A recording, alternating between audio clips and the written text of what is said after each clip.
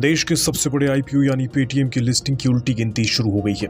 जिन निवेशकों ने पेटीएम के आईपीओ के लिए अप्लाई किया था उनको शेयर का अलॉटमेंट हो गया है। जिन निवेशकों को शेयर अलॉट नहीं हुए हैं उनको रिफंड दिया जा रहा है। जिन निवेशकों को शेयर नहीं मिले उनको निराश होने की जरूरत नहीं है। वो पेटीएम के शेयर 18 नवंबर को सीधा भी खरीद सकते हैं। अब सवाल इस बात का है कि पेटीएम की लिस्टिंग कैसे होगी। बाजार के जानकारों को उम्मीद है कि पेटीएम की लिस्टिंग इशू प्राइस से ऊपर होगी। ग्रे मार्केट में भी पेटीएम का शेयर प्रीमियम पर चल रहा है। पेटीएम के शेयर का इशू प्राइस 2150 रुपए था। ग्रे मार्केट से जो संकेत मिल रहे हैं उनसे पेटीएम इशू प्राइस से ऊपर लिस्ट हो सकता है। इसके अलावा बोनांजा पोर्टफोलियो का मानना है कि पेटीएम का आईपीओ 30% तक लिस्टिंग गेन कर सकता है। पेटीएम में कितना लिस्टिंग गेन होता है इसका पता 18 नवंबर को ही चलेगा। पेटीएम के आईपीओ को अच्छा रिस्पांस मिला था। पेटीएम का आईपीओ 1.89 गुना सब्सक्राइब हुआ था।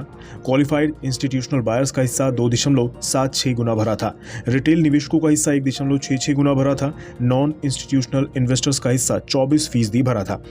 अब सवाल इस बात का है, जो निवेशक पेटीएम में लंबी अवधि के लिए निवेश करना चाहते हैं उनको क्या फायदा होगा। लेकिन बाजार के जानकार मानते हैं कि लंबी अवधि में पेटीएम निवेशकों को लंबी अवधि में अच्छा मुनाफा करा सकता है। इसके पीछे दलील ये है कि पेटीएम देश का सबसे बड़ा फिनटेक स्टार्टअप है।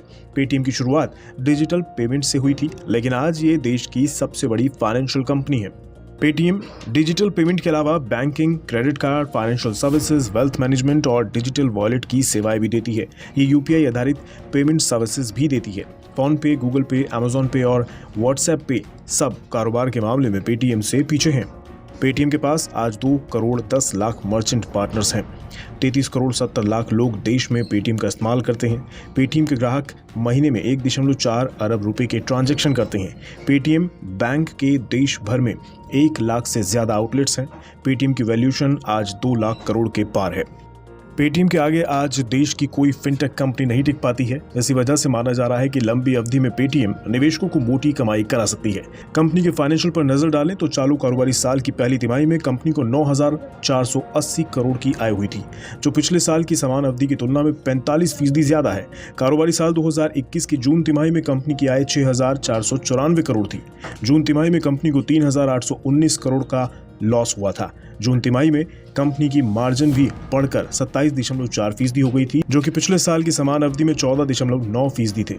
कंपनी की 80% आय फाइनेंशियल सर्विसेज से आती है। पेटीएम भले ही घाटे में है, लेकिन कंपनी का कारोबारी मॉडल फ्यूचरिस्टिक है। ऐसे में लंबी अवधि में कंपनी के पास अच्छा करने की पूरी क्षमता है। पेटीएम की पहुंच शहरों के साथ साथ गांवों तक है।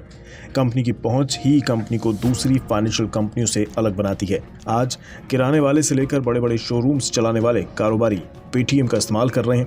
यहाँ तक कि गोलगप्पे वाले और पकौड़े वाले भी पेटीएम से पेमेंट ले रहे हैं। देश में डिजिटल पेमेंट का नाम अब पेटीएम हो गया है।